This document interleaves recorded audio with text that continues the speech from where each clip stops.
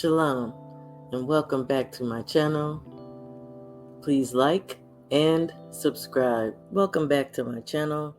Just touching back bases with you all on the Navarrete versus Valdez 2 card. Saturday, in the double rematch co-main and main, we first saw the return of Rafael Espinoza and Ramirez in a totally different fight.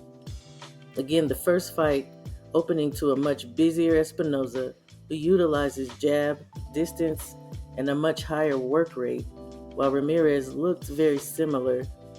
He too had a much higher work rate, firing stab jabs to the belly and leaping around over Espinoza's guard with cracking shots and hooks. But in the rematch, both were much more subdued.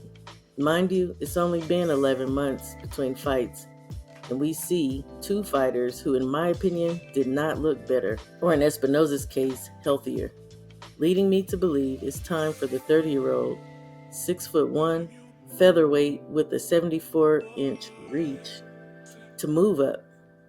Upon rewatching, I took note that Rafael had a few dirty tricks, such as holding Rabizi's head while punching, as well as putting a little elbow grease into his follow-throughs. Oddly enough, the fight ended 11 seconds into round 6, with Rabizi claiming he was elbowed in his right eye twice during round 4. I instead witnessed an eye that was fine in round 6 until Espinoza hit him clean with a straight right to said eye. Nevertheless, Ramirez claimed he had double vision and was concerned for his health, allowing Rafael Espinoza to remain the WBO champion with a new record of 26-0 with 22 knockouts, and Ramirez with a record of 14 wins with 9 knockouts and 3 losses, one by way of knockout. The main card featured the rematch between Emmanuel Navarrete, 39-2 in 1 draw, with 32 knockouts, and Oscar Valdez, 32 wins, 24 knockouts, and 3 losses, one by way of knockout. It opened to a healthy-looking Oscar and a pudgy Emmanuel, who coincidentally donned a Winchell's tee.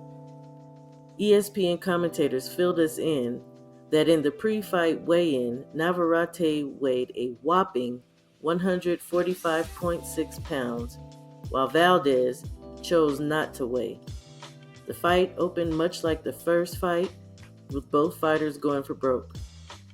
Oscar was dropped in round 1 with 23 seconds left into the bell. Oscar seemingly wanted revenge for the destruction of his eye in the first match, as he continually threw his signature hooks and straights, popping Emmanuel's head back. It didn't appear to have much effect on Navarrete. I observed two fighters who didn't appear to change or adjust much at all from their first fight. As I said before, I don't particularly care for either fighter or their style, but I have to admit the anomaly of Emmanuel Navarrete is both puzzling and exciting. Oscar, on the other hand, is very frustrating, as he, time and time again, comes in front foot heavy, leaning into shots and refusing to get his head off the line. Though I give him credit for utilizing lateral movement and ducking some shots Saturday night, Reynoso clearly doesn't believe in applying footwork, slips, and rolling in his fighter's repertoire.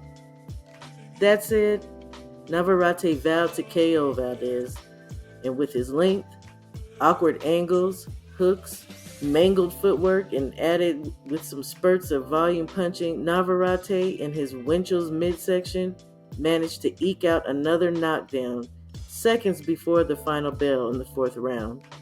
Land an uppercut from the gods, knocking his fitted mouthpiece across the ring, and finally finishing Valdez off with a left hook to the liver with 30 seconds left in the 6th round, allowing him to retain the WBO World Super Feather belt. All in all, Saturday was chock full of mostly good bouts. Others lacked excitement. Considering Espinoza won the WBO and may be considering moving up, we may just see him challenge Navarrete for his title. Or we can get a unification with Emmanuel versus Anthony Kakachi, Lamont Roach after he wraps up his business with Gervonta. Or lastly, Oshaki Foster, who, while being present at the fight, seemed uninterested in getting in the ring to call Emmanuel out. While I don't think Foster is truly concerned, Emmanuel did say he wanted 1 to 2 fights at 30, and then he was going to move up to the lightweight division.